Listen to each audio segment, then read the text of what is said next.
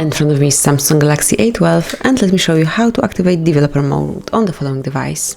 So at first you need to reach settings, then find and select about phone, and here locate software info, mark it.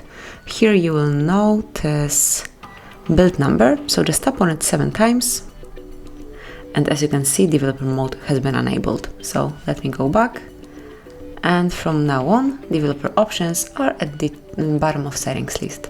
Click to open, and now you can smoothly use all the features here. You can smoothly perform all the operations. To use some of the options, you just tap on the switcher and that's it. If you'd like to turn off developer mode, just unmark the switcher, and from now on, they will not be accessible.